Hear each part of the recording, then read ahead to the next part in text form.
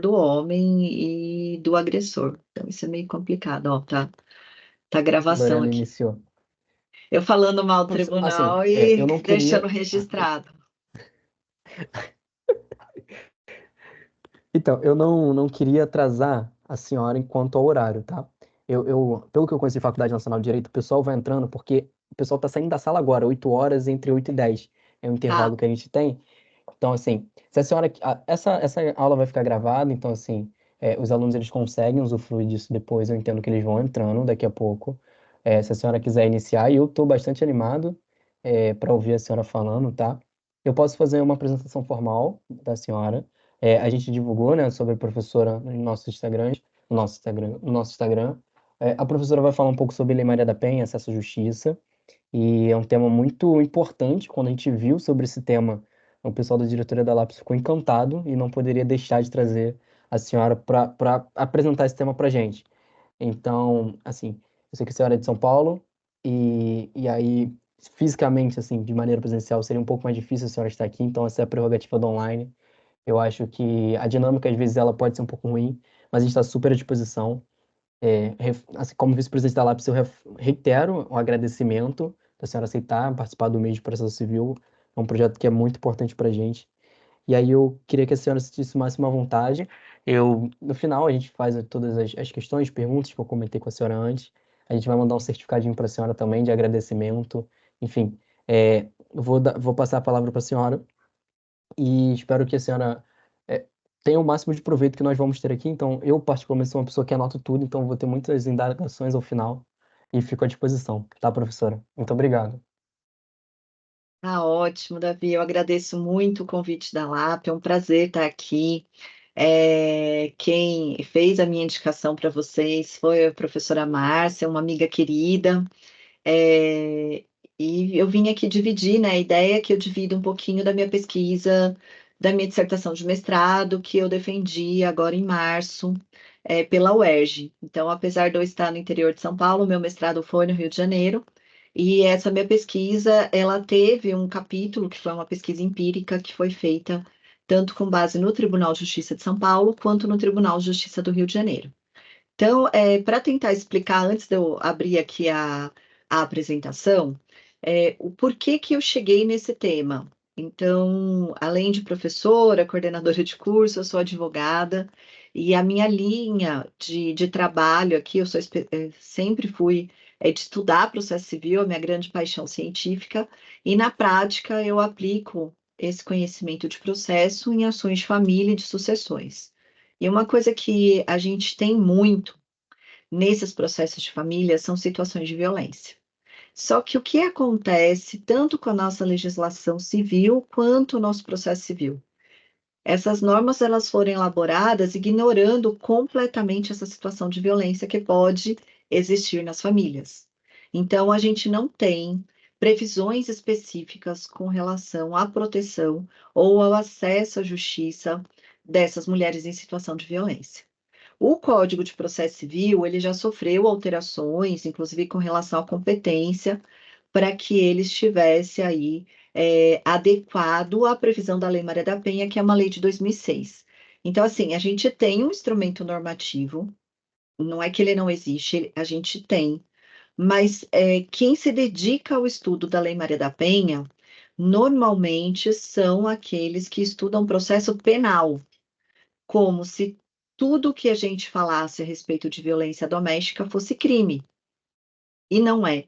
Então, foi com base nisso e na dificuldade que a gente tem na prática de que se reconheça que violência doméstica não é algo que vai acontecer só no processo criminal, que eu decidi pesquisar mais e escrever sobre isso. E um dos problemas que eu levantei ali no momento da minha pesquisa foi se essa confusão que eu vejo de conceitos efetivamente acaba atrapalhando o acesso à justiça dessa mulher em situação de violência. Então, por isso que um dos capítulos, que é o capítulo 3 da minha dissertação, eu fiz uma análise de decisões de segundo grau apenas das câmaras cíveis, tanto do Tribunal de Justiça quanto do Tribunal de Justiça de São Paulo, quanto do Rio de Janeiro, e eu percebi que as decisões, algumas das decisões, acabavam não concedendo a medida protetiva de urgência, para a mulher em situação de violência, não porque não ocorreu aquela violência ou porque ela não precise ser protegida, mas por confundir essa questão do penal e do civil. Então, você está aqui no processo civil, então eu não vou conceder. Vai ter que ir para o penal. Então, por conta disso, eu tenho uma porta sendo fechada na cara dessa mulher. E o que eu defendo, e eu quero deixar bem claro antes de começar, não é exclusão do penal, tá? Não é exclusão do penal. No penal, a gente já tem uma situação razoavelmente estruturada e ela deve continuar. O que eu estou defendendo aqui é que a gente tenha essa porta do processo civil aberta como uma forma de até evitar que essa mulher precise passar por uma verdadeira via-crucis no judiciário com diversos processos, que ela possa resolver tudo num único momento, tá? Então, assim, esse foi meu problema e a minha hipótese é que seria possível essa aplicação das medidas protetivas de urgência no processo civil. Então, a partir daí, num início, eu analisei a questão do acesso à justiça, que eu não coloquei, não trouxe aqui hoje, porque nosso tempo é mais justo, então não dá tempo de eu aprofundar nessa questão, mas a gente precisa lembrar que a ideia moderna de processo, de acesso à justiça, não é só acesso ao poder judiciário, é também um acesso a qualquer meio que consiga resolver e proteger essa mulher.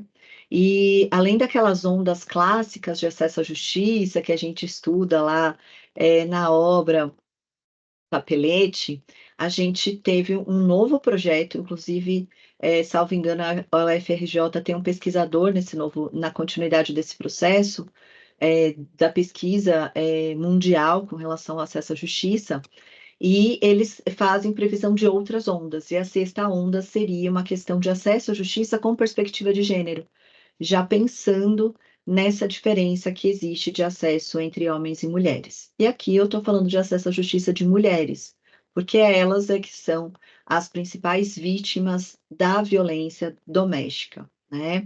Então, o tema que me foi proposto aqui para falar hoje coincide com o da minha dissertação, aplicação das medidas protetivas de urgência da Lei Maria da Penha no processo civil, como uma forma de acesso à justiça da mulher em situação de violência doméstica e familiar. Eu sei que o tema é grande, mas foi a necessidade de deixar bem especificado, bem delimitado, que o objeto principal da minha pesquisa foi com relação à medida protetiva, porque a Lei Maria da Penha, ela faz diversas previsões, né? E se eu fosse esgotar todas elas, com certeza eu teria aí uma impossibilidade de tempo de pesquisa, mas também até de espaço para escrever numa dissertação.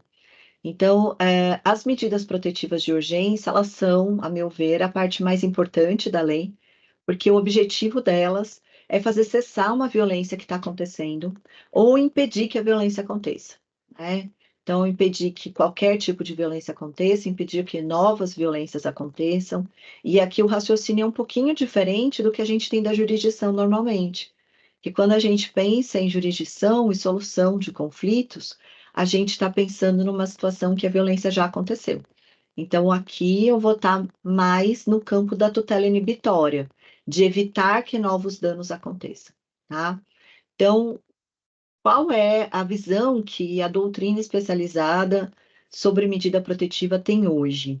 Que elas têm natureza satisfativa e elas têm como objetivo a proteção da mulher que esteja em situação de risco e submetida a qualquer tipo de violência. E esse é um outro problema que muitas vezes quem não é um estudioso da Lei Maria da Penha não enxerga. Quando eu falo em violência física, todo mundo entende que é uma violência.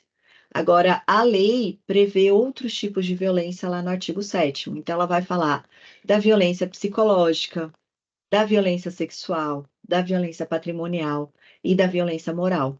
Então, nós temos diversos tipos de violência previstos expressamente na lei. Além dessas espécies de violência expressas, né, na Lei Maria da Penha, dentro do processo, a gente acaba tendo outros tipos de violência. Então, a gente pode ter uma violência processual, por exemplo.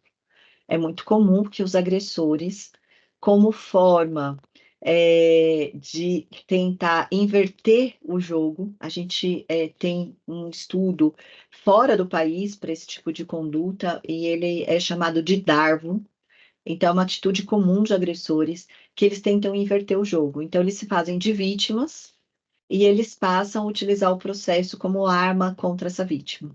Então, é muito comum que uma mulher que peça uma medida protetiva, de repente, tenha contra ela um processo de denunciação caluniosa, um processo de danos morais, por calúnia, por difamação, ela tenha, um processo de alienação parental, um processo de divórcio. Então, assim, ela fica atolada nesse monte de processos, como é também comum que a violência patrimonial aconteça nesses casos, ela sequer consegue arcar com os custos, da sua defesa jurídica. E isso faz com que ela aceite acordos ruins e acabe desistindo desse processo. Então, o Estado ele tem que estar, eles têm que estar ciente dessa conduta e tem que coibir, porque o Brasil, quando ele assinou a Convenção Belém do Pará, ele se comprometeu a combater a violência doméstica. E, inclusive, no artigo 7º, a gente tem algumas previsões lá na Convenção Belém do Pará, algumas previsões de condutas de que ele vai evitar revitimizar essa pessoa, essa mulher em situação de violência. Voltando para a medida protetiva, a gente tem a previsão legal lá no artigo 18 a 24. No primeiro momento, a gente vai ter breves noções de procedimento. A lei não faz uma previsão de um procedimento completo, e isso gera também muita controvérsia na prática, até mesmo com relação ao recurso. Porque se eu entendo que a medida protetiva ela é exclusivamente penal, como a gente tem alguns juízos que pensam dessa forma, o recurso cabível da concessão ou negativa seria o recurso em sentido estrito, e a Câmara competente no tribunal seria a criminal. Agora, se eu penso que a medida protetiva ela pode ter natureza civil, o recurso cabível vai ser agravo de instrumento e a competência para julgamento pode ser da Câmara Civil, tá? Eu, particularmente, aqui já adiantando minha conclusão, eu entendo que pode ser das duas formas. Uma não impede a outra. Então, eu posso ter medida protetiva concedida no penal e posso ter medida protetiva concedida no juízo civil. Mas a natureza em si dessas medidas, ela tem normalmente uma natureza civil. Então, quando eu peço e determino que aquele agressor não pode se aproximar da vítima, eu estou falando de uma medida cautelar que existia, inclusive, no Código de Processo Civil de 73, né? Não, não é uma pena. Eu aqui estou no campo da tutela inibitória, de se evitar novos danos, tá? E o ideal é que a gente tivesse uma, vamos dizer, uma orientação pelo CNJ, ou através de uma legislação específica, que poderia até mesmo ser dentro da Lei Maria da Penha, de procedimento, tá? Então, tem tribunais que eles fazem previsão no regimento interno. Olha, quando for cível, o recurso cabível é agravo de instrumento, quando for penal, o recurso cabível é recurso em sentido estrito. E isso acaba resolvendo o problema. Só que eu não tenho isso de forma unificada. Na verdade, eu só tenho um tribunal no Brasil inteiro que faz essa previsão no seu regimento. Os demais fica um jogo de empurra-empurra, né? Então, é um direito tão urgente que precisa de tanta proteção. Eu fico ali brigando pelo sexo dos anjos, né? Até utilizando aqui uma denominação não técnica, e não protejo o que tem que ser protegido. E aí a gente vê notícias, como a gente vê todos os dias. Mulher morre e tinha o pedido de medida protetiva em juízo e não tinha sido analisado ainda, né? Ah, ela fez o pedido 5 dias antes. A lei diz que o prazo para concessão é de 24 horas, 48 horas. Então, como, o máximo é 48 horas. Como que eu vou explicar isso? Estou com um descumprimento de norma pelo próprio Estado. Então, ele também tem responsabilidade pela morte dessa mulher. Ou a gente tem medidas protetivas horríveis, né? Como algumas pesquisas que eu me deparei. Concedeu a medida protetiva, mas manteve o agressor dentro da própria casa. 5 dias depois, a mulher foi morta, foi vítima de feminicídio. E quando a gente analisa a maior parte dos casos de feminicídio, a gente percebe que não foi o primeiro ato de violência. Então, o Brasil é o quinto país que mais mata mulheres em razão da violência no mundo, da violência doméstica, né? Eu não estou incluindo outro tipo de violência. Ele tem a terceira melhor lei e ainda assim a gente não consegue reduzir esses números. E a resposta é simples, porque a gente não cumpre a lei, né? Então, nessa regulamentação, eu destaquei alguns pontos aqui, não está tudo, tá? Mas eu destaquei alguns pontos para que eu possa efetivamente entrar no tema, porque até estava conversando com o Davi um pouquinho antes, vocês não têm uma disciplina específica de Lei Maria da Penha, muitos que estão aí até o quarto ano ainda não viram nada sobre Lei Maria da Penha, e o raciocínio que a gente tem que fazer aqui é um pouquinho diferente do que a gente faz no processo civil, no processo penal, tem essa conotação de gênero, tá? Então, a previsão na lei é de que o prazo máximo para a concessão dessa medida protetiva é de 48 horas. Esse prazo máximo é a partir do momento que a notícia e o pedido dessa vítima chega. E normalmente esse pedido chega via delegacia de polícia. Então, a delegacia de polícia tem que mandar para o Poder Judiciário para que em 48 horas a gente já tenha uma decisão. Na maior parte das comarcas isso acontece? Não acontece, tá? E muitas vezes a concessão até é dada nesse prazo, mas a gente não tem a intimação do agressor. E o prazo que a lei coloca também é de 48 horas. Então, eu vou ter 48 horas para a concessão, 48 horas para a intimação do agressor. E em alguns estados que produzem estudos sobre isso, como por exemplo o Maranhão, a gente vê que mais da metade das medidas protetivas que foram deferidas não foram comunicadas ao agressor, ou seja, não tem valor nenhum, porque se ele não sabe, eu não posso exigir o cumprimento, né? Então, o judiciário ele tem falhado bastante na concessão, na fiscalização e na intimação dessas medidas protetivas. Eu não vou falar sobre cada uma das medidas, eu apenas vou trazer aqui uma classificação geral. A gente vai ter lá no artigo 22 a previsão das medidas que obrigam o agressor, medida de afastamento, de não aproximação.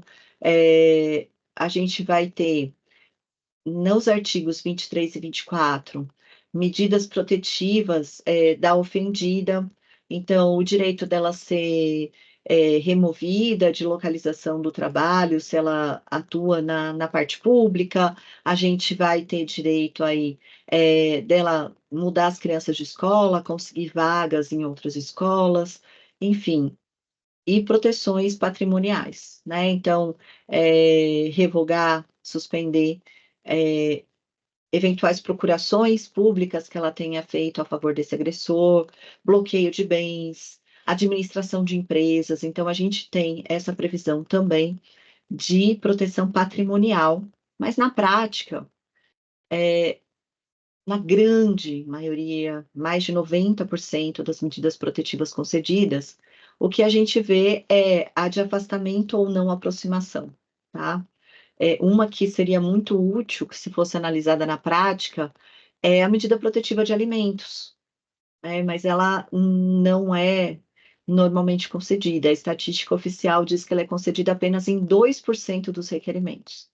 E veja, os alimentos aqui são essenciais para que essa vítima tenha condições de sobreviver a esse processo. É uma questão de acesso à justiça também. E muitas vezes não é nem que ela não é negada, ela sequer é analisada pelo juízo. Então, nós temos aí muita deficiência na aplicação desses institutos. E o único artigo penal da lei é o artigo 24A, que prevê o descumprimento da medida protetiva como crime. Esse é o único dispositivo penal, tá? E no ano passado, a gente teve algumas alterações nessa previsão de medida protetiva, eu trouxe elas destacadas, porque, na verdade, elas conversam muito com o meu tema. Eu já estava escrevendo, eu já tinha, inclusive, escrito essa parte, esse capítulo relativo a medidas protetivas, quando veio essa lei. E eu fiquei meio desesperada porque a lei respondia tudo aquilo que eu queria, era a minha conclusão, né? Eu falei, nossa, para que que vai servir meu trabalho agora, se a lei veio e resolveu todos os problemas que existiam? E conversei com a minha orientadora, né? Aquele desespero de quem está escrevendo, e ela falou assim: o fato de ter uma lei não significa que vai ser cumprido. Até porque a gente está aqui discutindo uma lei de 2006 e estamos em 2023, e você está dizendo que não é cumprido. Então, na verdade, a lei só te ajuda porque ela reforça aquilo que você já defende, né? E de fato é isso. E aí eu trouxe ela aqui destacada, que é a Lei 14.550 de 2023, que incluiu o parágrafo 4º, 5º e 6º na Lei Maria da Penha. Na verdade, esses parágrafos não são novidade para a lei. O objeto desses parágrafos é dar uma interpretação autêntica a algo que já existia na lei, já era a intenção do legislador, mas que gerava diversas controvérsias, na aplicação prática. E aí eu vou passar aqui rapidinho sobre esse tema. Eu trouxe, então, o projeto, né, a fundamentação do projeto de lei, a justificativa. O objetivo foi corrigir brechas em que se davam os desvios interpretativos e promover a proteção integral dessa mulher que sofre violência, né? E a justificativa desse projeto é bem bacana, porque ela traz algumas pesquisas que demonstram o descumprimento, né, a relutância do aplicador do direito em cumprir a lei. E aí, alguns pontos que são levantados nesse projeto são que as medidas protetivas de urgência, elas não são pena. Então, em razão disso, o que a gente tem que pensar é que eu vou precaver, eu tenho que tentar proteger, não é uma punição. E quando eu vou tentar proteger, mais vale eu arriscar a proteção do que o resultado morte. Então, aqui, quando eu vou colocar na balança os direitos envolvidos, do agressor e da vítima, e eu estou falando em proteção, eu não estou falando em punição do agressor, estou falando em proteção da vítima, eu tenho que pensar que eu tenho que propiciar meios para o judiciário conceder sempre que essa mulher pedir. Porque aqui eu não estou discutindo se ocorreu um crime ou não. Eu estou discutindo se existe ou não um risco para essa mulher. E aí a palavra dela vai ter que ter valor, porque normalmente os crimes e os atos de violência doméstica acontecem num ambiente que não tem testemunhas, né? E é exatamente isso que a lei faz. Então, o que que foi alterado? Registrar a natureza jurídica da medida protetiva, que ela é autônoma, que ela não tem natureza criminal, ela não depende de outro processo. O requisito probatório é a verossimilhança da palavra da mulher, mesmo que divorciada de outras provas. É claro que se ela tiver, o ideal é que ela leve. E o prazo de vigência, que tem que durar enquanto for necessária, não pode ter um prazo pré-determinado. Então, parágrafo 4º, ele fala desse valor da palavra da mulher, né, para a concessão da medida protetiva. Ela já era prevista num enunciado do FONAVID, que é um Fórum Nacional de Violência Doméstica, que é promovido pelos juízes das varas de violência doméstica e familiar todos os anos, onde eles fazem enunciados interpretativos. Então, esse enunciado já é antigo, a gente também já tinha isso pacificado no STJ, tá? Aqui eu coloquei as referências, porque depois, né, quando vocês forem estudar, vocês têm aqui o fundamento jurídico para isso. O protocolo com perspectiva de gênero do CNJ, que foi publicado em outubro de 2021, mas foi transformado em norma obrigatória pela Resolução 492 de 2023, se vocês nunca ouviram falar desse protocolo do CNJ, tarefa para depois da nossa conversa aqui. Digita protocolo para julgamento com perspectiva de gênero, CNJ, vocês já vão dar de cara, o primeiro resultado já é o PDF. São 130 páginas, mas a letra é daquelas maiorzinhas, tem alguns links, a linguagem é tranquila, mas leiam, tá? Leiam, porque o Poder Judiciário ele está vinculado a esse protocolo desde março do ano passado. E ele também traz essa questão da validade da palavra da vítima nessas situações de violência doméstica. E ele inverte também o ônus probatório. Então, a partir do ano passado, por essa alteração promovida pela Lei 14.550, o juiz ele só pode negar a medida protetiva se ele tiver prova cabal de que não tem risco, tá? E aí teve muitos autores que criticaram isso, inversão do ônus da prova, meu Deus, tal. Mas isso já existe no Código de Defesa do Consumidor. Então, quando a gente vai lá no artigo 6º, inciso 8º do Código de Defesa do Consumidor, a gente entende que o consumidor é uma pessoa vulnerável e que, em razão disso, eu inverto o ônus da prova. Quem tem que provar que não existiu defeito no produto, por exemplo, é o fornecedor. E uma prova que a gente pode utilizar, até destaquei aqui o POD, é o Formulário Nacional de Avaliação de Risco, que também é previsto por outra lei, que pode ser preenchido por essa mulher na presença do seu advogado, da autoridade policial, no próprio balcão do fórum, ou sozinha, onde ela coloca um histórico dessa violência. Então, ela vai dizer se existe arma, se não existe, se esse agressor ele consome bebida alcoólica, são todos os fatores de risco que já foram identificados, e aí a gente vai ter um histórico e poder mensurar essa proteção, tá? E não há risco ao contraditório, porque ele vai acontecer posteriormente e o agressor pode vir e comprovar que nada aconteceu, que não existe risco nenhum. O parágrafo 5º, ele fala dessa não dependência de outro processo, né? E aqui é um excelente fundamento para a minha conclusão, porque ele diz que vai ser concedida a medida protetiva independente de tipificação criminal, de ajuizamento de ação ou da existência de inquérito policial, deixando bem claro que a medida protetiva não é exclusivamente penal. Né? Então, se eu estiver lá num processo de divórcio, eu posso muito bem pedir como uma medida liminar incidental a medida protetiva, ou posso, de forma antecedente, também fazer esse pedido da medida protetiva. Ela não depende do processo penal, não depende do inquérito policial. E na maior parte dos casos de violência doméstica e familiar, a mulher não quer ver processado esse agressor. O que ela quer é se livrar da violência. Tá? Então, muitas vezes ela não denuncia porque ela não quer que ele seja condenado criminalmente. E aí eu vou até trazer alguns dados mais para frente, mas 89% das mulheres que sofrem violência doméstica são mães. Então, elas não querem que o pai do filho delas tenha um antecedente criminal. Tá? Eu sei que é complicado para quem não estuda esse tema entender que uma vítima tem uma dependência desse agressor e que ela não quer o mal dele, tá?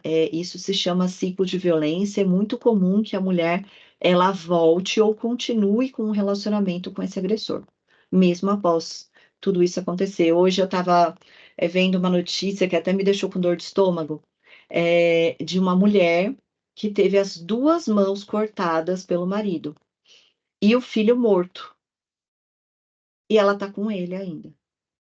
E aí você lê os comentários da notícia, é uma notícia que foi feita por uma rede local de televisão, falando da dificuldade dela de conseguir sobreviver sem as duas mãos. Para abrir uma garrafa de água, muito difícil.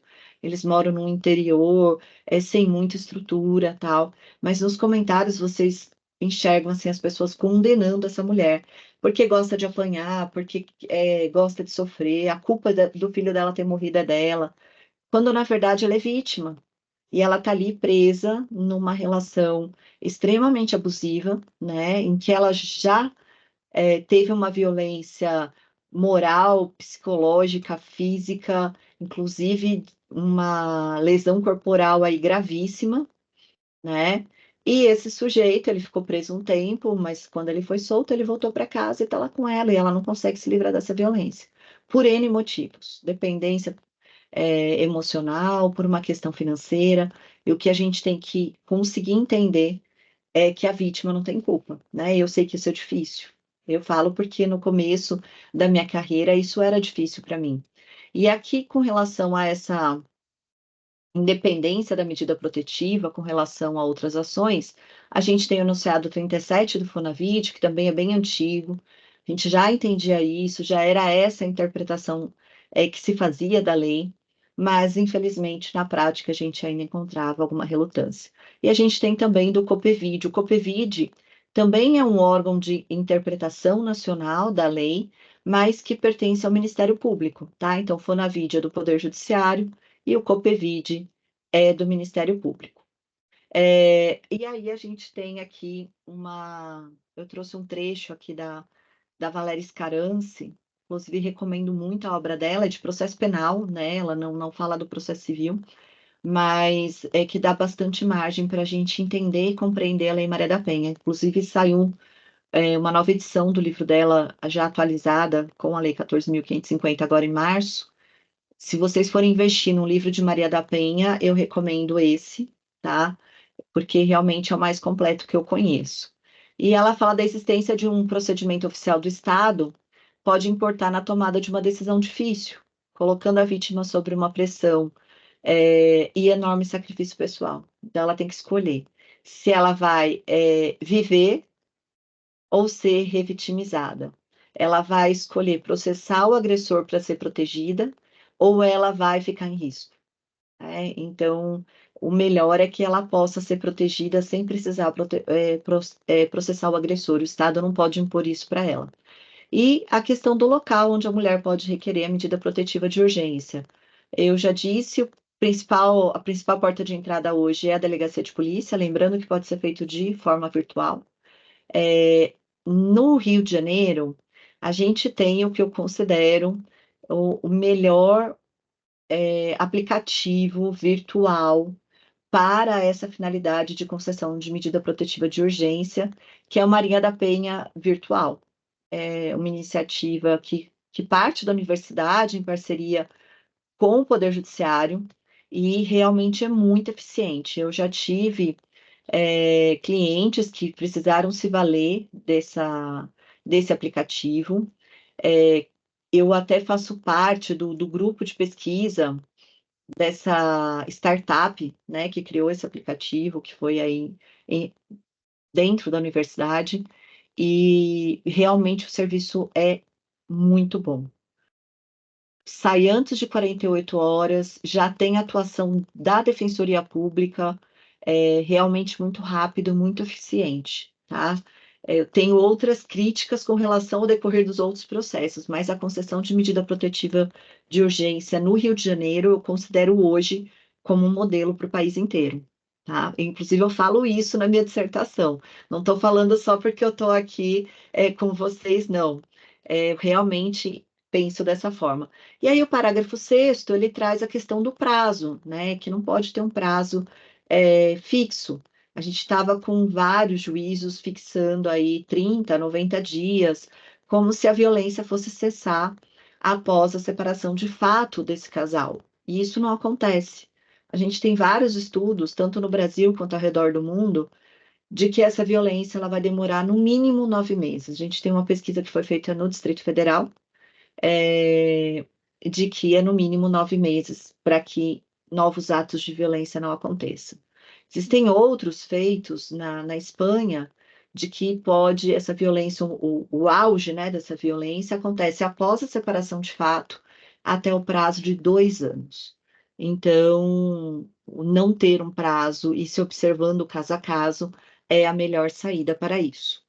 Então, o ideal, reavaliação periódica do perigo e dessa manutenção, presunção de risco enquanto existir um processo judicial. Então, se o processo ainda está em andamento, eu presumo esse risco, eu não preciso de prova nenhuma, de estudo nenhum.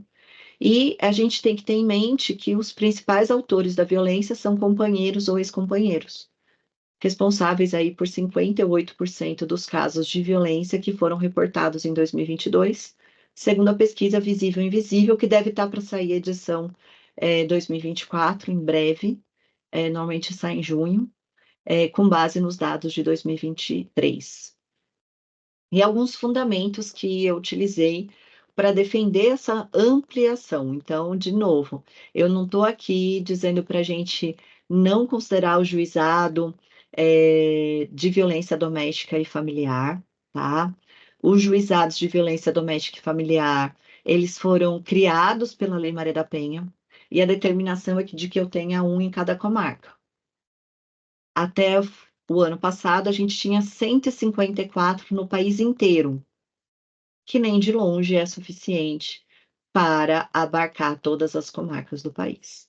E aí a própria lei faz uma previsão de que naquelas comarcas onde não foi instalado o juizado especializado, que é multidisciplinar, quem fica responsável pelos processos relativos à Lei Maria da Penha é o juízo criminal.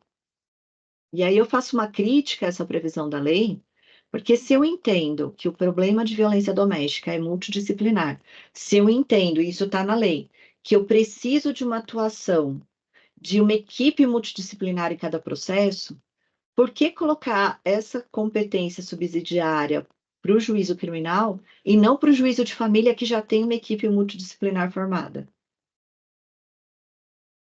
E por que que eu não vou aproveitar o juízo de família se a violência doméstica e familiar acontece aonde? Na família.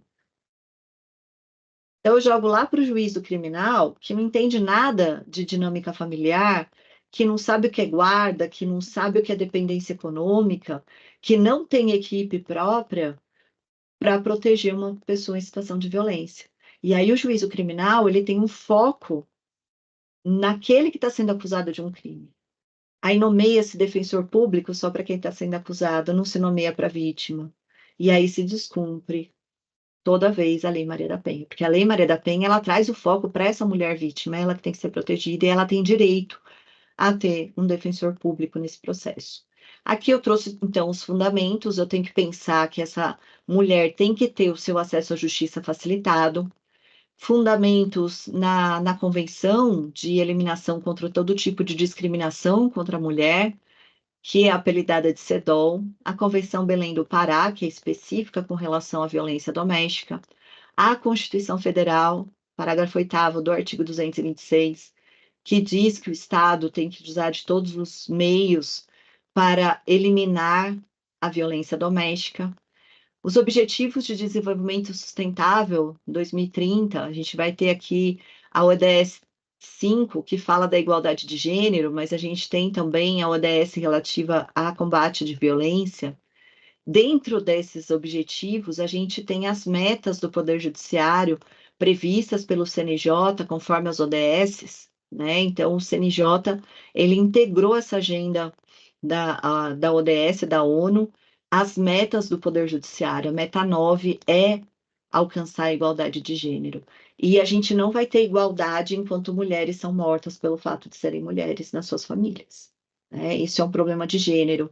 E aí tem um excelente artigo da professora Flávia Rio, já olhando para o campo processual, que se chama Uns Mais Iguais que os Outros, que foi publicada pela REDP, né, que é a Revista Eletrônica de Direito Processual, da UERJ. Então, o fundamento para eu defender uma proteção, vamos dizer assim, ou uma adequação do procedimento no acesso à justiça para a concessão da medida protetiva no processo civil é o princípio da igualdade, e entendendo que essa mulher é vulnerável. Então, aqui alguns pontos que eu já falei. A violência doméstica nem sempre corresponde a um tipo penal, mas sempre vai ter algo relativo à responsabilidade civil, ainda que seja com relação a normas de família.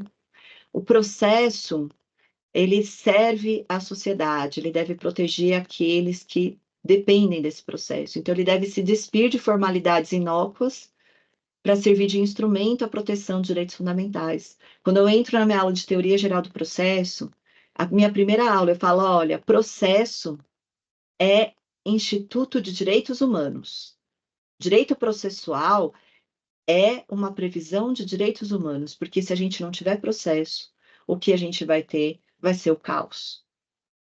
A proteção de que eu vou ter direito de me defender, de que as normas serão seguidas, é isso que a gente estuda em processo. E o direito processual ele não pode ser um obstáculo para outro direito humano, que é o direito à vida das mulheres que estão em situação de violência. Reforçando que a violência doméstica não cessa com a separação de fato, a existência de um processo normalmente é um fator de risco maior para essa mulher e que ela tem o direito de ter um amplo acesso à justiça para ter proteção. Aqui eu trouxe alguns dados, né, os tipos de violência que acontecem, apesar de todo mundo enxergar a violência física, a violência psicológica é que acontece na maior parte dos casos, 89% dos casos. Se a gente somar a violência psicológica com as demais violências, a gente tem um número de 43% das mulheres brasileiras que sofreram algum tipo de violência em 2022. Esse número, ele é assustador, porque é quase metade das mulheres. Ele é mais assustador ainda quando a gente pensa que a média mundial é 33%. Ou seja, nós estamos muito mal. E eu adoro quando o nosso número é maior, mas lá nas Olimpíadas, lá na Copa, no número de violência é terrível, porque é uma demonstração de que a gente não está se importando com essas vidas. A gente teve uma pesquisa também do Data Senado, que foi publicada agora em fevereiro desse ano, que questionou as mulheres o quanto que elas conheciam da medida protetiva de urgência, tá? A sigla MPU é a medida protetiva de urgência. 68% disse que entendia muito pouco. 15% disse que não entendia nada. Com relação à Lei Maria da Penha, 70% das mulheres disse que não conhecia. Sobre requerimento da medida protetiva de urgência nessas situações de violência, apenas 27% das mulheres pediram medida protetiva. 70% não pediram. Dessas que pediram e tiveram concedida, a média nacional de concessão é de 73%, 48%, ou seja, quase metade das medidas foram descumpridas e novas violências aconteceram.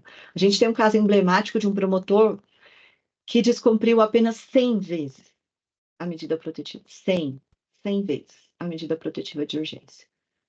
E o Estado continuou omisso.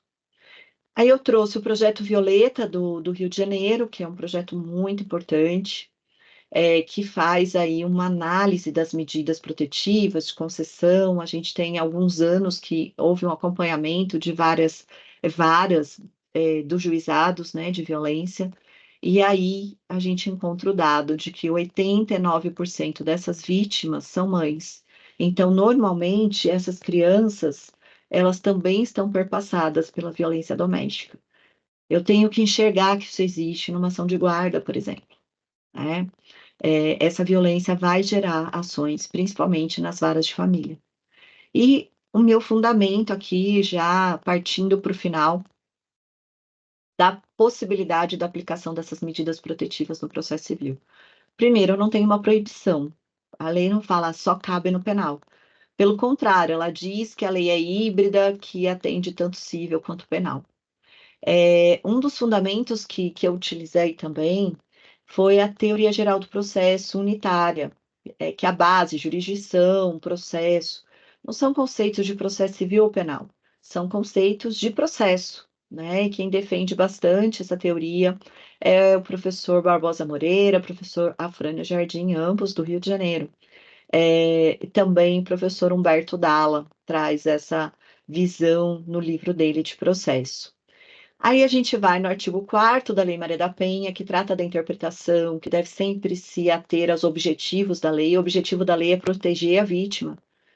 O artigo 13, que diz que vai se aplicar as normas de processo penal, processo civil, do ECA e do Estatuto do Idoso, quando não forem contrárias à lei.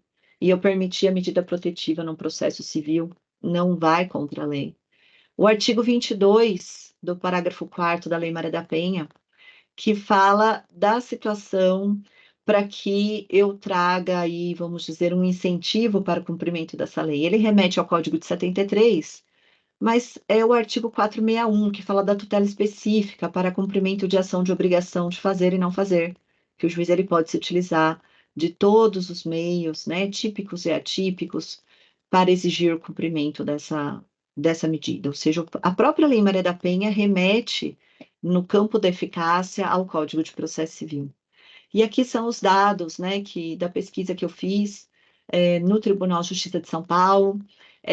Eu sei que está pequenininho aí para vocês, mas aqui, ó, nessa coluna, eu coloquei eu pesquisei um período do primeiro dia de janeiro do ano passado até junho, né? Fiz esse recorte por conta do meu prazo de depósito e de qualificação, mas já deu para sentir bem que em alguns casos, aqui quando a gente tem não, é que o tribunal não concedeu, no processo civil. Então, em alguns foram concedidos, em outros não, o que demonstra uma total confusão aí de conceitos, né, e de entendimentos dos tribunais. No Rio de Janeiro, nesse período, encontrei apenas 3 resultados, e no Rio de Janeiro, nenhum caso foi negado em razão de ser competência civil ou penal nesse período, mas eu tenho notícias, e eu trago isso no meu trabalho, de outros períodos em que foi negado por questão de se falar civil ou penal. E a gente tem que pensar aqui também no artigo 15 da Lei Maria da Penha, que diz que nos processos cíveis, quem escolhe a competência, né, pela localidade é ofendida. No Código de Processo Civil, a gente tem o artigo 6º, que fala da cooperação entre todos os sujeitos do processo, o artigo 8º, que traz essa constitucionalização do processo civil, trazendo os fins sociais, bem comum, dignidade da pessoa humana, proporcionalidade, razoabilidade, legalidade, publicidade e eficiência, que justificariam também aceitar essa medida protetiva nas ações civis. A coincidência de algumas medidas protetivas com algumas cautelares típicas do Código de 73. O Código de 2015 não traz cautelares típicas, mas a gente vê, por exemplo, a medida de afastamento do lar, né? Essa separação de corpos era prevista no Código de 73, expressamente. Então, a gente tem aí um fundamento e uma similitude com o processo civil. A previsão da tutela inibitória, né? E aqui eu trouxe os fundamentos do artigo 297, 497, que falam da tutela inibitória, e que o objetivo é o mesmo, porque aqui eu quero inibir, eu quero evitar que novas violências aconteçam. E aí eu digo, né, no meu trabalho, que o juiz ele tem que integrar esses diplomas, né? Ele não pode pensar em caixinhas, ele tem que integrar esses diplomas com vistas até aos tratados internacionais, para que eu promova o melhor acesso de justiça a essa mulher em situação de violência, e que permitir que ela chegue pelo juízo civil pode ser uma dessas atitudes. Então, ainda argumento que a concessão no juízo civil evita que a mulher tenha que ter diversos processos em juízos diferentes que não se conversam. Então, às vezes, ela tem a medida protetiva lá no criminal, e lá no civil, ela é obrigada a comparecer numa audiência presencial com o seu agressor, ou é determinado que a visita se dê na casa dela, né? A visita aos filhos se dê na casa dela, quando existe uma medida protetiva, e depois ela é acusada de alienação parental, porque ela não permitiu o agressor chegar perto dela. E isso faria com que ela acessasse uma única porta para resolver tudo, né? Então, normalmente a gente vai ter, dentro desses casos de violência doméstica, ações, em sua maioria, de natureza familiar, divórcio, dissolução de união estável, partilha de bens, guarda, visitas, convivência, alimentos. Mas eu falo do processo civil como um todo no meu trabalho, porque a violência doméstica pode acontecer em outros tipos de processo. Então, uma ação de indenização por danos morais em razão da violência sofrida, uma ação de inventário em que um dos herdeiros é que está aviltando o direito das herdeiras, por exemplo. Então, eu não me mantive apenas no processo e no procedimento de direito de família. Aqui está repetido, e eu coloquei também uma observação de que hoje a maior parte das discussões com relação a medidas protetivas acontece no processo penal, tá? E com isso, tanto os dados para cadastrar essas medidas no sistema, como as estatísticas produzidas pelo CNJ são apenas do âmbito penal, né? Não são produzidos dados do juízo civil, o que gera aí um buraco nessas estatísticas, que a gente acaba não tendo exatamente os números.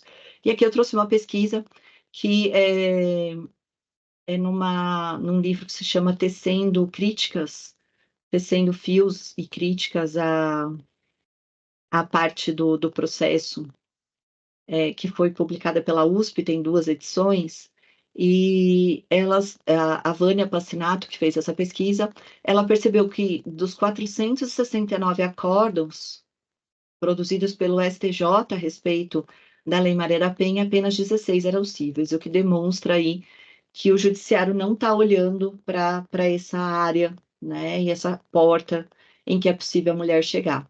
E a gente não pode deixar de olhar para isso, porque a violência acontece normalmente dentro das famílias. E eu concluo, né, dizendo que a concessão das medidas protetivas no juízo civil pode ser uma forma de ampliar o acesso dessa mulher à justiça e dela conseguir uma justiça mais tempestiva, mais adequada, e que efetivamente atenda à sua necessidade quando ela não quer buscar o juízo criminal ou não há o juizado de violência doméstica naquela comarca em que ela está.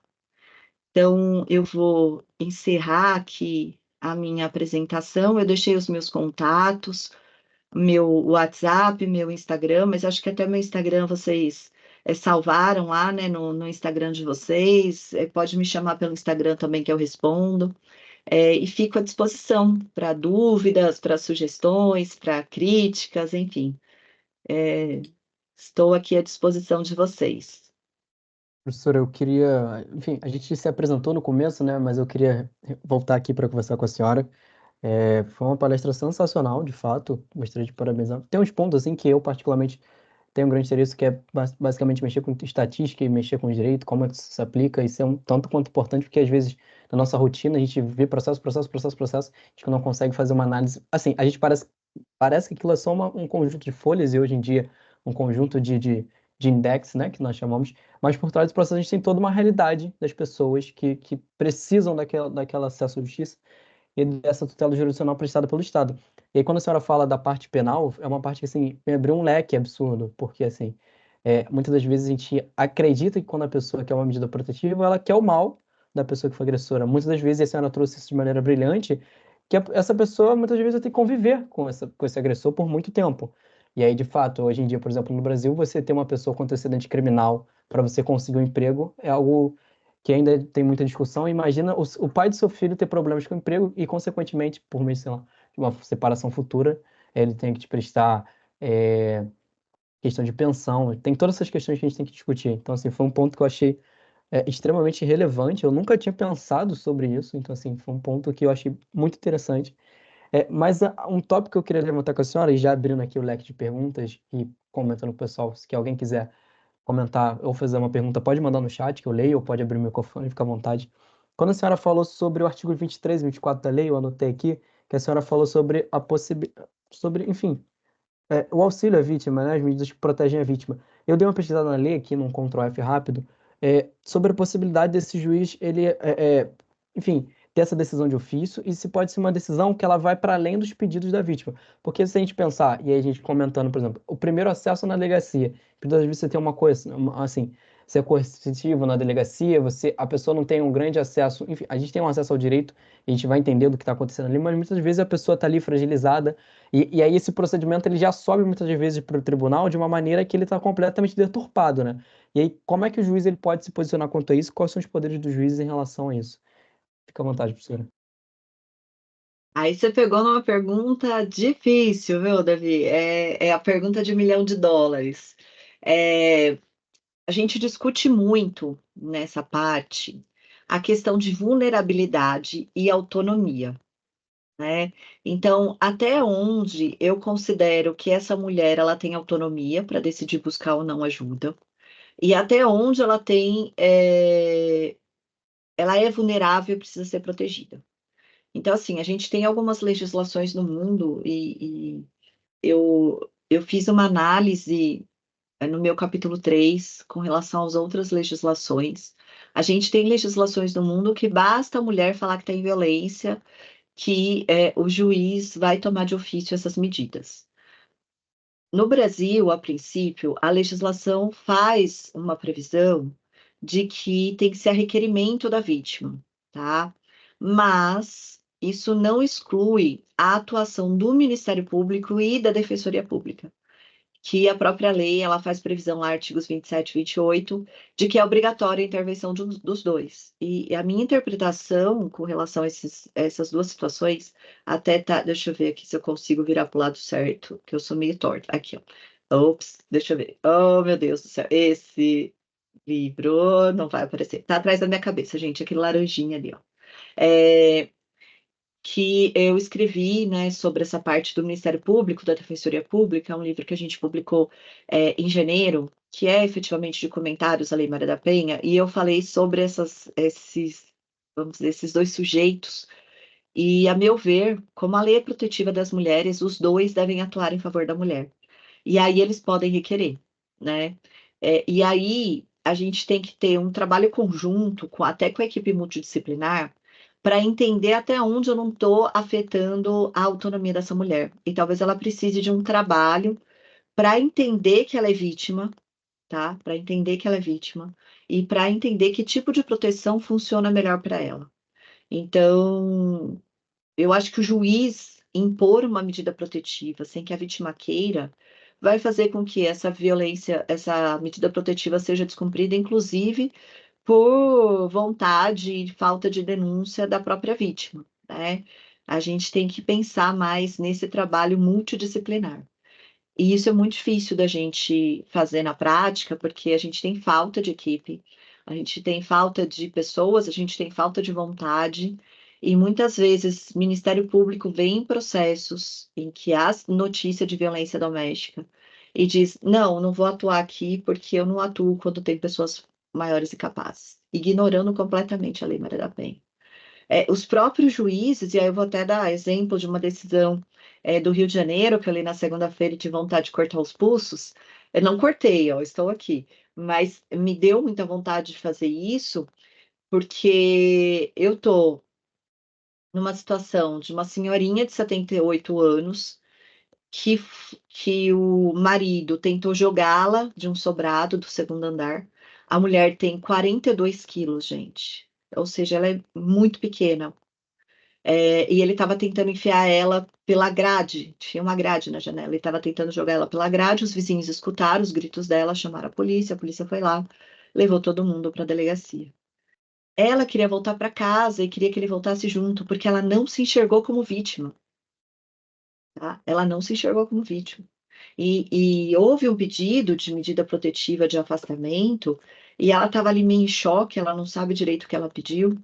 Então, veja a situação que a gente tem. Demorou mais de um mês trabalhando com psicólogas para ela entender que ela havia sido vítima de violência doméstica. Porque ela não conseguia acreditar que aquela pessoa com quem ela estava há muitos anos, de quem ela estava cuidando, que estava doente, teve esse tipo de atitude. Tá? Então, assim, é a pergunta de US$ 1 milhão, né? Como que a gente resolve isso na prática? Eu acho que tem, sim, que proteger, mas o que a gente vê na prática é exatamente o contrário pelos profissionais que atuam na área, infelizmente, tá? Temos exceções? Temos exceções, mas a gente tem uma relutância muito grande. E sabe o que é curioso, Davi? Quando você fala, eu nunca tinha parado para pensar dessa questão de não querer ser processado, tem um trabalho que foi feito na Federal do Maranhão, foram dois trabalhos, salvo engano, analisou 2015 a 2019, tá? O primeiro até 2018 e depois de 2016 a 2019, em onde foram analisados todos os processos relativos a medidas protetivas na Lei Maria da Penha daquela comarca. Então, nesse período, foi uma comarca só, não foi do estado inteiro, tá? No juizado especializado, então não foi na vara criminal, foi no juizado de violência doméstica. Num global de 2.700 processos, e tem uns quebradinhos aí que eu não vou lembrar exatamente, chute quantos tiveram uma resposta do Estado. Eu não queria falar zero, mas assim, eu chutaria menos de 100, professora. Bem menos de 100. Tem outro chute? Eu vou chutar o zero, eu sempre vou no mais drástico. A gente teve 5 processos com decisão final apenas. E só um que a gente teve condenação. Os outros 4 foram extinção por prescrição. Então, inclusive, existe uma denúncia na Corte Interamericana de Direitos Humanos com relação ao Estado do Maranhão, tá? De descumprimento, de direitos humanos. Então, assim, os profissionais, infelizmente, têm muita, mas muita relutância para proteger essa vítima. Então, você imagine que 2.700, com resultado, isso vai o quê? Incentivar o agressor, né? E desestimular a vítima a denunciar. Professor, só seguindo aqui, uma menina me perguntou aqui no WhatsApp, ela pediu para a senhora repetir sobre o aplicativo da Lei Maria da Penha Virtual, e se esse procedimento da Lei Maria da Penha Virtual, ele substitui a ida à delegacia, como é que funciona o procedimento, se a senhora quiser Substitui. falar um pouco. Tá. E aí, pode falar. A gente tem essa startup, ela se chama Direito Ágil. Ah, peraí, gente. Essa startup se chama Direito Ágil. E deixa eu só avisar que estão tentando me ligar aqui. E a minha professora que está dando aula hoje, gente. Eu sou coordenadora, às vezes acontece isso, tá? Às vezes caiu o mundo lá e eu preciso salvar. Vamos ver se ela me responde. Bom, então, essa startup é Direito Ágil. E aí o aplicativo se chama Maria da Penha Virtual, tá? Não é necessário instalar esse aplicativo. E o que que eles fizeram? Eles fizeram uma ligação entre judiciário, aplicativo, delegacia e defensoria pública. Então fica tudo integrado. A pessoa, por esse aplicativo, faz a sua denúncia como se fosse o boletim de ocorrência virtual. Aqui em São Paulo a gente também tem, tá? Uma possibilidade de fazer o registro do boletim de ocorrência virtual. O que acontece aí por conta desse aplicativo é que o registro do boletim de ocorrência ele vai ser só formalizado por uma delegacia virtual e já vai para a Defensoria Pública. A Defensoria Pública vai elaborar a petição de requerimento da medida protetiva e já vai para o Judiciário. É tudo integrado. Então, eu falo assim por alguns casos que eu vi, tá? Não tenho como falar sobre todos, mas alguns casos que eu vi, em menos de 8 horas já estava na fila de conclusão para o juiz do feito. Muito rápido, tá? Muito rápido. De um dia para o outro, em menos de 24 horas, já tem a medida protetiva concedida, já vai para a central de mandados urgente e já tem o cumprimento da intimação, tanto para a vítima quanto para o agressor, tá? O de São Paulo também é muito rápido, virtual, muito rápido. De um dia para o outro também costuma se conceder. Evita a ida à delegacia presencial. Só que aqui fica aquela coisa assim, a vítima preenche no boletim de ocorrência, a delegacia virtual analisa, até dá uma ligada para a vítima para confirmar algumas provas, alguns dados, se for necessário, e já encaminha ao judiciário. E aí o judiciário analisa com base na palavra da vítima, no preenchimento dela, e às vezes por ser uma pessoa leiga, não consegue se expressar tão bem. Então, por que que eu acho o do Rio de Janeiro melhor? Porque já passa pela Defensoria Pública, né? E aí é feita uma petição que é de excelente qualidade, por sinal, e a gente já tem ali a certeza de que alguém vai estar olhando por isso. Se não for concedida, já vai recorrer, enfim. Então, a gente tem uma eficiência maior. Perfeito, professora. Uma outra pergunta que me fizeram aqui, é porque eu sou um homem de três telas, né? E aí vai uma pergunta aqui, uma pergunta aqui. Mas me perguntaram se a publicação da senhora já está disponível do trabalho e onde que a gente consegue acessar para fazer essa leitura mais geral do trabalho. Ainda não está disponível, tá? Já foi Uhum, aprovada pela biblioteca da UERJ, vai estar lá na biblioteca da UERJ e tá. provavelmente vai estar também no banco de teses da CAPES, né? Não sei se vocês sabem, mas a CAPES tem a plataforma lá, Sucupira, onde tem a publicação de todas as teses e dissertações que são publicadas. Deve sair em breve, porque já faz um tempinho que eles aprovaram, acho que tem um pouquinho mais de um mês que teve essa aprovação, logo, logo deve estar disponível lá na biblioteca.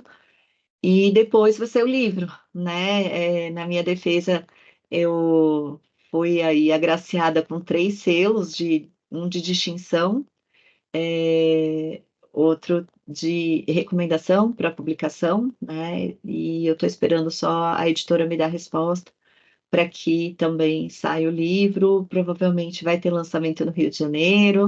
E aí eu não quero nem saber se estão no Rio, não tem desculpa para não ir. Provavelmente vai ser ou lá na UERJ ou em alguma livraria, tá? Eu vou divulgar nas minhas redes sociais, enfim.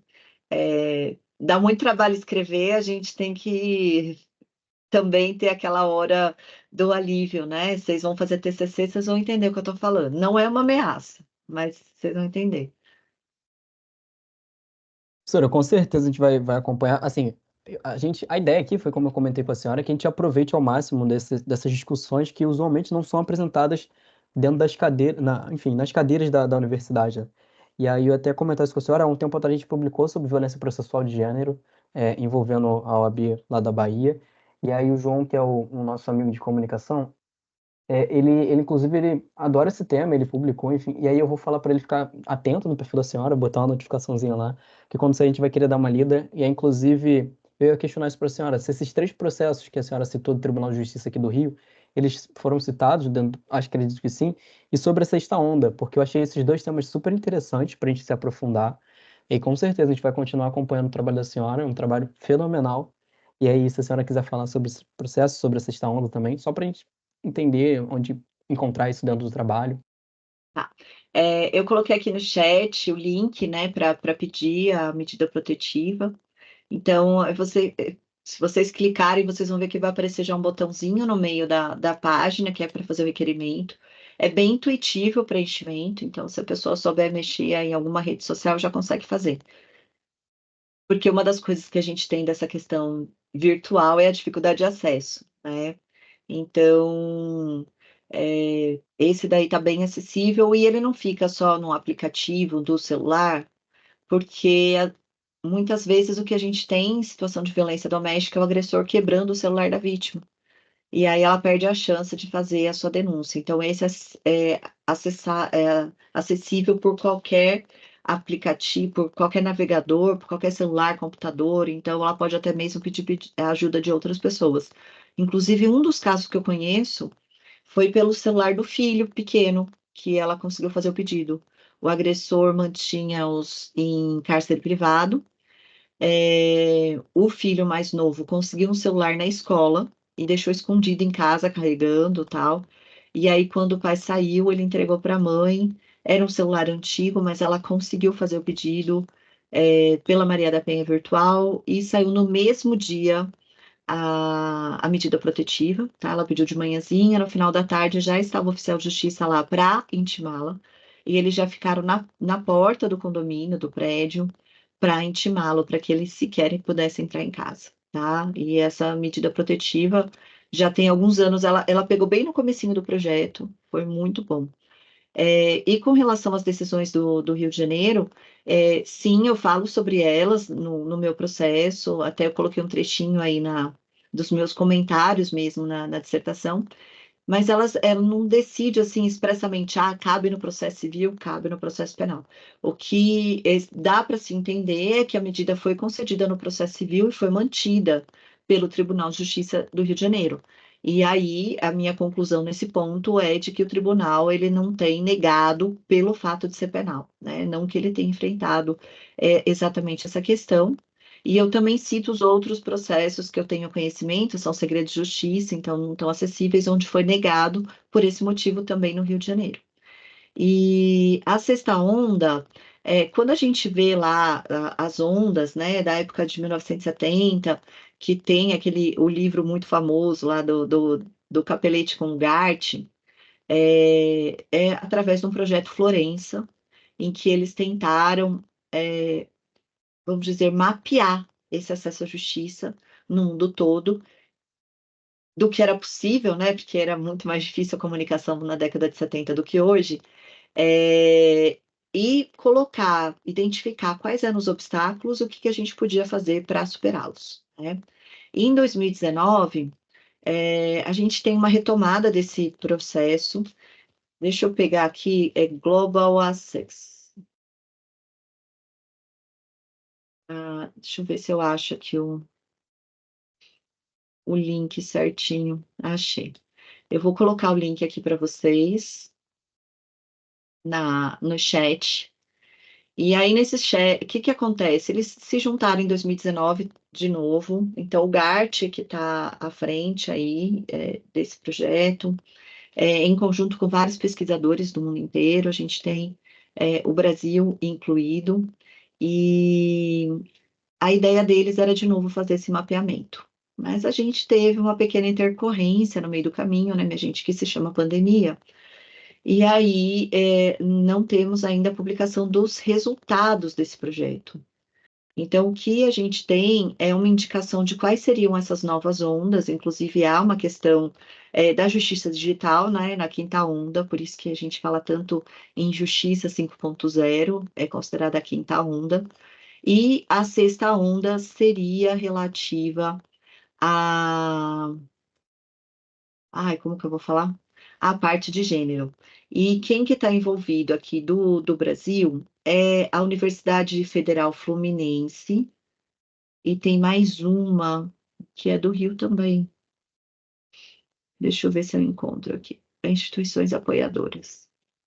São dois pesquisadores, salvo engano, do Rio de Janeiro, que estão participando desse projeto, tá? Inclusive, a Defensoria Pública do Rio de Janeiro também. E a USP, tá? Então, do Rio de Janeiro é a Federal Fluminense, a Defensoria Pública, de São Paulo, a USP, a Defensoria Pública também, e a gente tem a Defensoria Pública da União e o Centro de Estudos Jurídicos da Defensoria Pública do Rio de Janeiro. Então, quando a gente vê aí de sete, oito instituições apoiadoras, a gente tem várias que são do Brasil, então o Brasil é um dos núcleos dessa pesquisa, que infelizmente ainda não foi concluída, porque a gente teve um atraso muito grande aí na coleta de dados por conta da pandemia. Mas é bem interessante porque a gente passa a enxergar novas ondas, além daquelas três, né, que foram identificadas nessa época. Então, é chamada, inclusive, de uma nova visão sobre essas ondas. É um projeto bem interessante. A professora Fernanda Gomes, ela tem um artigo em que ela cita, né, a existência desse projeto, é um artigo de 2020, no livro de Acesso à Justiça, da editora Totti. Acho que Acesso à Justiça, um Novo Olhar. Professora Fernanda Gomes Borges. Ela fala um pouquinho sobre isso. Porque no site mesmo, eu até coloquei o link aí para vocês vão ver que não tem tanto conteúdo. Tem alguma coisa das ondas, um breve conceito, e a gente tem uma página exclusiva da questão da pandemia, né? E nessa parte da pandemia, é interessante notar que alguns países, eles não tomaram medidas específicas com relação à proteção de gênero, né? E isso causou uma dificuldade de acesso à justiça. Acredito que todos tenham visto aí notícias de aumento de violência doméstica e de feminicídio nesse período, inclusive de divórcios, né? Isso aconteceu no mundo inteiro. Então, é algo que a gente precisa enxergar como uma particularidade, porque não dá para dizer que uma mulher numa situação de violência, muitas vezes com uma violência patrimonial, está em situação de igualdade com o seu agressor. Ela está numa situação de mais fragilidade, e aí, para isso, para que a gente tenha um acesso justo, ela precisa de algum apoio, de alguma particularidade. Professora, eu acabei me perdendo aqui, mas, assim, era isso que eu tinha perguntado. É isso, é isso. Eu ia agradecer a senhora mais uma vez, tá, pela presença. Não me questionaram nada aqui por WhatsApp, e aí eu entendo que a gente conseguiu apresentar tudo que a gente tinha para apresentar. Eu agradeço bastante a senhora, e aí eu ia, inclusive, comentar isso. Eu falei que nós vamos acompanhar a publicação, tudo certinho. Eu acho que a gente sai daqui com muitas ideias, de verdade, para a gente discutir na Lápise. E eu ia pedir para a senhora, e depois eu formalizo com a senhora também, quando da saída da publicação, a senhora mandar para a gente que a gente tem um projeto que a gente chama de Lápis Indica, que é basicamente a gente Tá, explicar doutrinas, livros e principalmente artigos que são produzidos. E assim, é, eu particularmente acho interessante quando a gente sai desse grande grupo de grandes interesses no processo civil, entender que o processo civil ele é feito para todo mundo, né? E a gente acha que muitas vezes o processo civil é só para discutir grandes causas, questões financeiras, e o ponto da senhora é muito importante, foi assim, é, todo dia que eu tô aqui eu vou aprendendo mais um pouquinho. Acho que essa era a função do nosso meio de processo civil. E hoje eu aprendi bastante com a senhora. Eu acho que falei muita coisa que durante a palestra, assim, no começo que a gente estava conversando, né? Citei a parte do penal, citei a parte da delegacia, e durante o processo eu fui modificando meus próprios pensamentos, minhas próprias ideias. Então, assim, para mim foi muito especial, de verdade, agradecer a senhora por estar aqui numa quinta-feira, 9 da noite, que a gente sabe que a nossa vida, assim, de cotidiano, de advocacia, estudo, sempre é muito cansativa, e agradecer a senhora por estar aqui com a gente. Eu ia pedir para a senhora para a gente tirar uma foto, ainda que virtual, senão o menino da comunicação, ele vai comer meu fígado se a gente não Aí publicar. depois você me manda, tá, E claro, Davi? e a ideia, professora, a gente pegar esse vídeo maior e fazer pequenos recortes e postar no nosso Instagram, fazer pequenos reels, a gente marca a senhora também. Vai ser uma honra divulgar esse projeto que, assim, foi fenômeno, assim, foi não, é fenomenal, eu achei completamente incrível e eu tô doido para ler o Fica à trabalho da senhora. vontade, vou até registrar aqui minha autorização, direitos autorais, enfim. Eu acho que eu sou professora, então, assim, Uhum, para mim, informação é para ser passada, é para realmente ser espalhada, porque vocês são a nossa esperança, né, de uma prestação jurisdicional melhor. É daqui que vão sair juízes, defensores públicos, promotores, e espero que tenham uma visão aí mais humanizada do uhum, processo, né? Não fiquem lá no seu castelinho achando que processo civil é algo muito elitista, porque não é.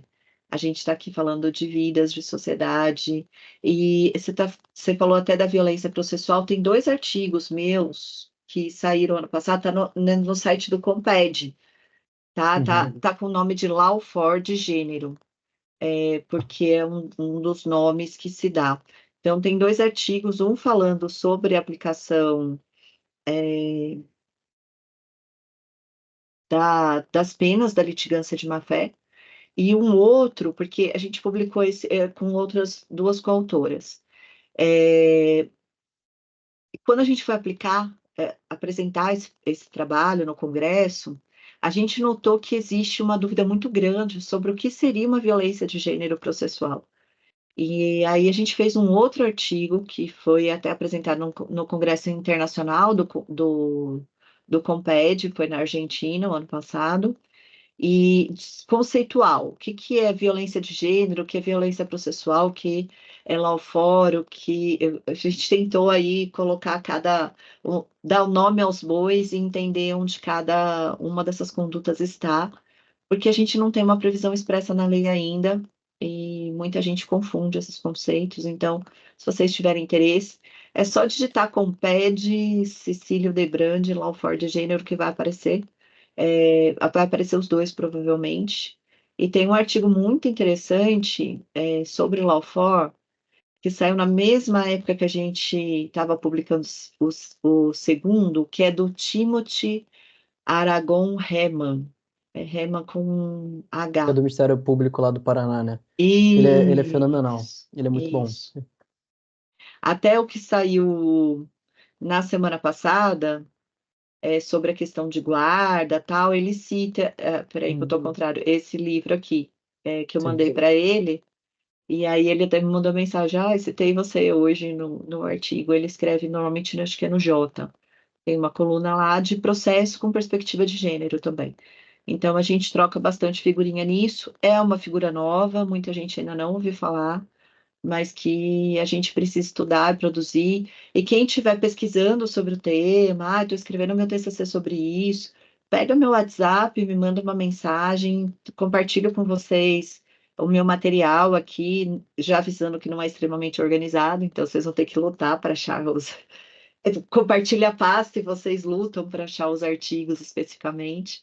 Mas eu estou muito à disposição para isso, tá? Sem problema algum, aqui eu não guardo nada para mim. Conhecimento é para ser distribuído. Espero que vocês também façam o mesmo. Continuem distribuindo conhecimento e investindo aí nesse estudo de processo. Só para complementar a fala da senhora, o Timóteo, ele, assim, sou um grande encantador de jurisprudência, e ele tem no Twitter dele, né? E aí eu não sei se ele fala sobre todos os tribunais, mas eu tenho certeza que ele fala sobre tribunais superiores, ele faz atualização jurisprudencial exatamente sobre isso. Então, assim, para a galera que está interessada no tema, é muito interessante segui-lo. Ele é muito bom, realmente. E é isso. É, Perdão, professor, me perdi, eu já tô cansado. Eu tô umas 4 horas sentado na frente desse computador, já tô me perdendo. Mas a gente agradece, a gente troca essas ideias com a senhora também. É o que a gente for produzindo a partir dessa pesquisa, a gente conversa com a senhora.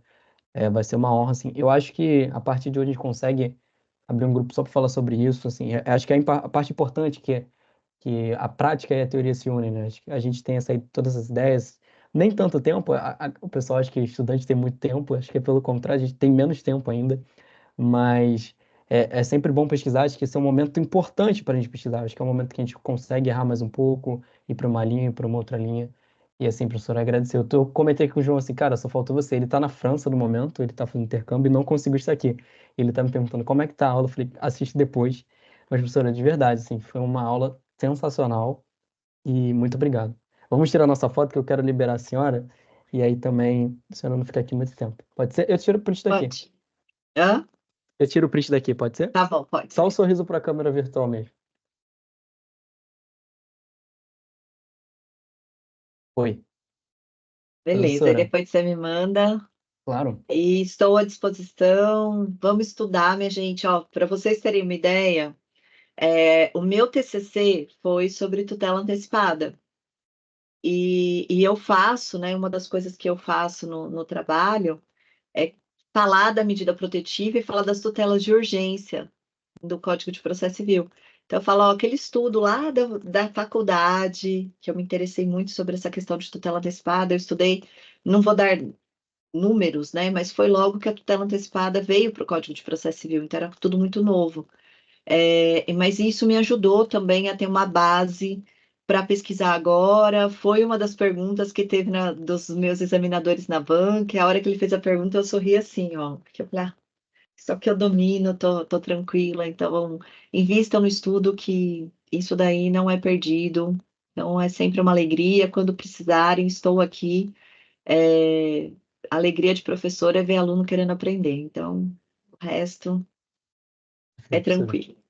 Muito obrigado. Professor, aí só para formalidades finais, né? Como eu comentei, eu vou encaminhar o seu certificadinho, agradecendo pela aula.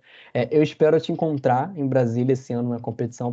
A gente sempre tem o formalismo de entregar uma canequinha nossa de porcelana, que a gente faz aqui na Lápis, que é um lápis e um FRJ.